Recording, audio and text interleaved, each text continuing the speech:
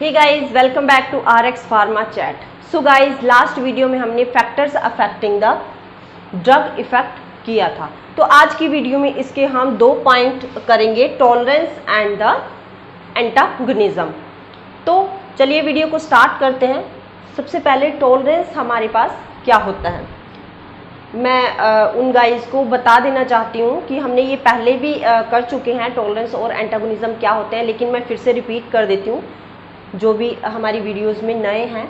When the tissues does not response to the drug, जब हमारी tissues जो है, जो पर्टिकुलर ड्रग को हम एडमिनिस्टर करें अपनी बॉडी के अंदर, उसके लिए रिस्पॉन्स देना बंद कर देते हैं। मतलब जैसे कि हम किसी ड्रग को बार बार अपनी बॉडी के अंदर एडमिनिस्टर करवा रहे हैं, रिपीट एडमिनिस्ट्रेशन करवा रहे हैं किसी पर्टिकुलर ड्रग डिजीज को ट्रीट करने के लिए, तो एक कंडीशन ऐसी होती है जो जब हमारी टिश्यूज या उस पर्टिकुलर ड्रग के लिए रिस्पॉन्स देना बंद कर देते हैं, तो उसको हम क्या कहते हैं, टॉलरेंस।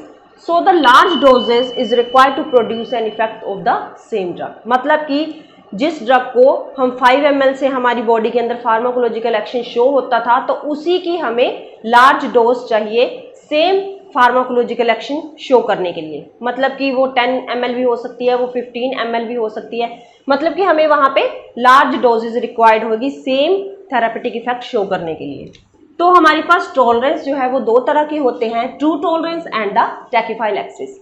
तो ट्रू टॉलरेंस हमारे पास क्या होता है, it can be produced on the both oral and the parental administration of the drug. मतलब कि दोनों तरह की एडमिनिस्ट्रेशन हम अगर करते हैं, या वो ओरल है या पेरेंटली हम बाय इंजेक्शंस किसी ड्रग को हम अपनी बॉडी के अंदर एडमिनिस्टर करवा रहे हैं, तो वो दोनों रूट से ही ट्रू टॉलरेंस होगा तो वो प्रोड्यूस हो सकती है। व्हेन इट अकर नेचुरली, जब कोई जो टॉलरेंस है वो हमारी बॉडी के अंदर नेचुरली प्रोड्यूस हो रही है, तो उसको हम बोल रहे हैं नेचुरल टॉलरेंस। मतलब कि नेचुरली किसी ड्रग के लिए प्रोड्यूस होगी वहाँ पे टॉलरेंस, तो उसको नेचुरल टॉलरेंस कहेंगे। मतलब कि ना तो उसकी रिपीटेड एडमिनिस्ट्रेशन हुई वहाँ पे, ना हमने पहले वो ड्रग कभी ली है, तो उस पर्टिकुलर ड्रग के लिए हमारी बॉडी, हमारी जो टिश्यूज हैं वो रिस्पॉन्स नहीं कर रहे हैं, तो उसको बोलते हैं हम natural tolerance. For example, tolerance for the atropine in the rabbits. मतलब कि जैसे एट्रोपिन ड्रग है हमारे पास, तो उसके लिए रैबिट्स में जो टॉलरेंस प्रोड्यूस होगी। मतलब कि जो एट्रोपिनेज एंजाइम्स होते हैं वो ह्यूमन बीइंग्स में एब्सेंट होते हैं, लेकिन जो रैबिट्स होते हैं उनमें एट्रोपिनेज एंजाइम्स प्रोड्यूस अवेलेबल होते हैं। तो इसी वजह से क्या होता है कि रैबिट्स में उनके लिए tolerance, for example tolerance produce हो गई है, वो एट्रोपिन ड्रग को उनकी टिश्यूज के ऊपर कोई भी इफेक्ट शो नहीं हो रहा है, तो उसको हम कह सकते हैं कि रैबिट्स में एट्रोपिन ड्रग के लिए टॉलरेट, एट्रोपिन ड्रग को वो टॉलरेट नहीं कर रहे हैं, उनकी टिश्यूज कुछ भी रिस्पॉन्स नहीं दे रहे हैं। तो एक वर्ड हमारे पास ट्रू टॉलरेंस में आता है एक्वायर्ड टॉलरेंस। एक्वायर्ड टॉलरेंस क्या होता है, is produced on the repeated administration of the drug. मतलब कि किसी ड्रग को हम रिपीटेड यूज कर रहे हैं, तो वहां पे क्या हो रहा है, एक्वायर्ड टॉलरेंस प्रोड्यूस हो सकती है। For example, the tolerance for the euphoriant effect of the morphine. जैसे कि हम मॉर्फिन को बार बार अपनी बॉडी के अंदर एडमिनिस्टर करवा रहे हैं, बार बार उसका सेवन कर रहे हैं, तो वहां पे क्या हो रहा है, यूफोरिएंट इफेक्ट प्रोड्यूस हो सकते हैं। तो यूफोरिएंट इफेक्ट हमारे पास यहाँ पे क्या है, मतलब कि बिहेवियर चेंज। इसका मतलब होता है बिहेवियर चेंज, मतलब कि जो पर्सन है जो बार बार मॉर्फिन को अपनी बॉडी के अंदर रिपीट एडमिनिस्टर्ड करवा रहा है, तो उसके बोलने में थोड़ी हलकलाहट हो सकती है। मतलब कि वो अच्छे से बोल नहीं सकता है, वो अच्छे से देखने में उसमें प्रॉब्लम हो सकती है, या चलने में उसके बिहेवियर चेंज हो सकता है, या उसके मूड स्विंग्स हो सकते हैं। तो इस तरह से बिहेवियर में चेंज आ सकता है, या जो आईज की प्यूपिल होती है वो कंस्ट्रिक्ट हो जाती है कई बार। तो इस तरह से यूफोरिएंट इफेक्ट मॉर्फिन की रिपीटेड एडमिनिस्ट्रेशन से प्रोड्यूस हो सकते हैं। नेक्स्ट है गाइस हमारे पास टैकीफाइलैक्सिस। टैकीफाइलैक्सिस हमारे पास क्या है, acute type of tolerance.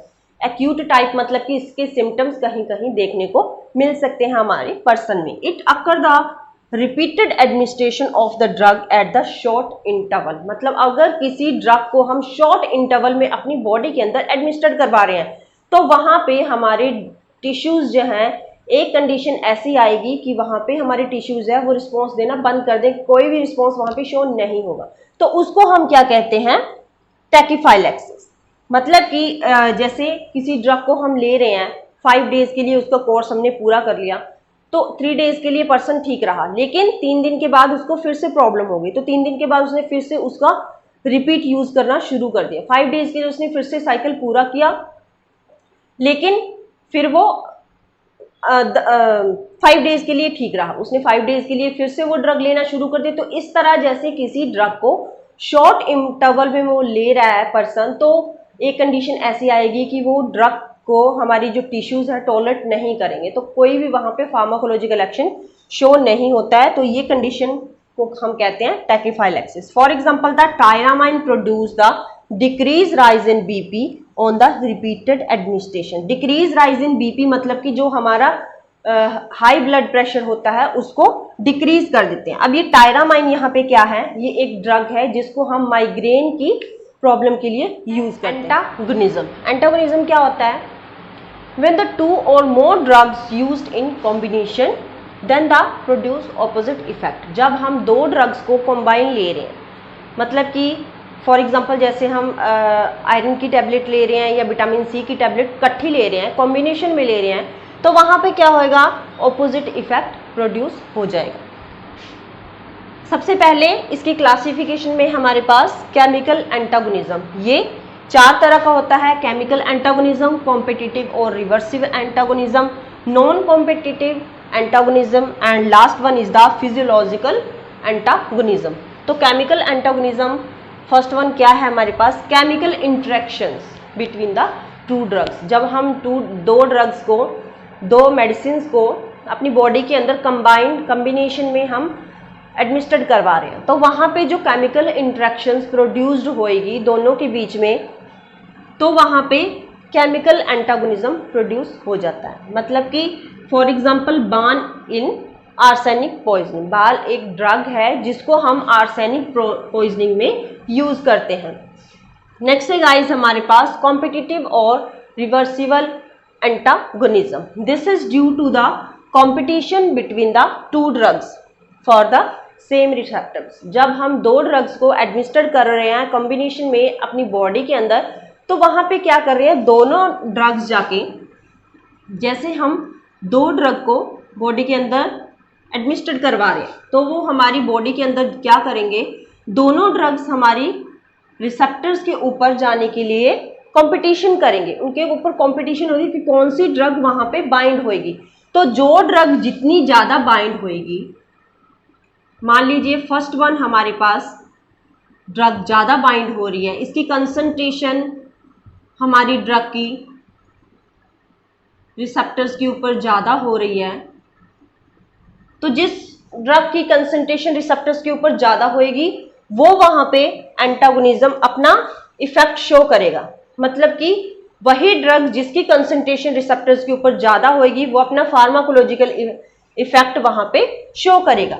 For example atropine जो ड्रग होती है वो एसिटाइल कोलिन को एंटागोनिज्म कर देती है एट द मस्कुरेनिक रिसेप्टर्स। जब हम एट्रोपिन को और एसिटाइल कोलिन को कंबाइन लेते हैं तो क्या कर देता है, जो एट्रोपिन होती है उसकी कंसंट्रेशन रिसेप्टर्स के ऊपर ज़्यादा हो जाती है और वो एसिटाइल कोलिन को वहाँ पे एंटागोनाइज कर देती है, मतलब इसके इफेक्ट को नील कर देती है, इसका इफेक्ट शो नहीं होता है और वहाँ पे एट्रोपिन जो है वो मस्कुरेनिक रिसेप्टर्स के ऊपर उसकी कंसंट्रेशन ज़्यादा होने की वजह से वो अपना फार्माकोलॉजिकल इफेक्ट वहाँ पे शो करता है। नेक्स्ट है गाइज हमारे पास non competitive antagonism due to the inactivation of the receptors by antagonist. मतलब कि ये कंडीशन में क्या होता है कि जो रिसेप्टर्स होते हैं वहां पे रिसेप्टर्स की इनएक्टिवेशन हो जाती है बाय एंटागोनिज्म। जिस ड्रग्स को हम कॉम्बिनेशन में ले रहे हैं तो वो ड्रग्स क्या कर रही हैं, हमारी जो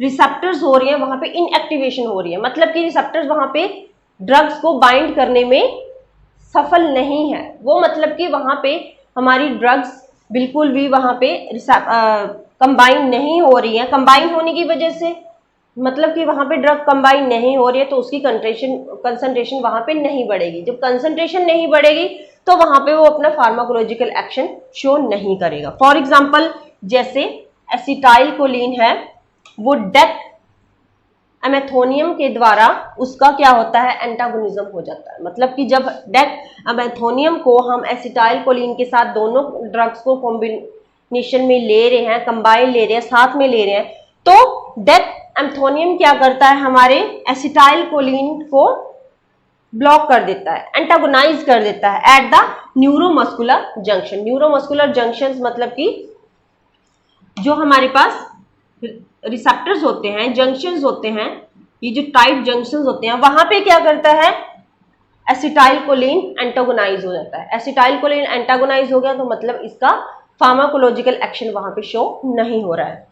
नेक्स्ट और लास्ट हमारे पास है फिजियोलॉजिकल एंटागोनिज्म। फिजियोलॉजिकल एंटागोनिज्म में क्या होता है, drug and its antagonism at the different receptors to produce the opposite effect. जब हमारी जो ड्रग है और एंटागोनिज्म है वो डिफरेंट रिसेप्टर्स के ऊपर वर्क कर रहे हैं, अलग अलग रिसेप्टर्स के ऊपर वर्क करके ऑपोजिट इफेक्ट प्रोड्यूस कर रहे हैं।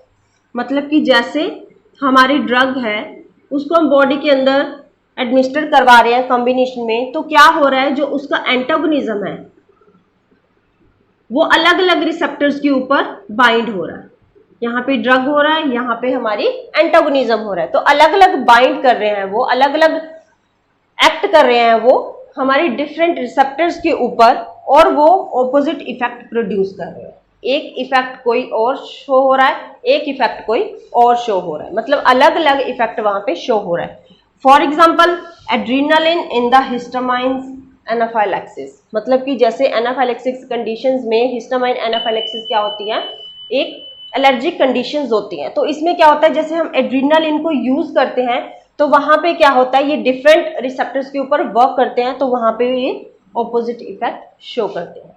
तो गाइज ये थी मेरी आज की वीडियो। मेरी आज की वीडियो आपको कैसी लगी मुझे जरूर बताना। नेक्स्ट वीडियो में हम नए टॉपिक के साथ आएंगे, तब तक के लिए goodbye, have a nice day.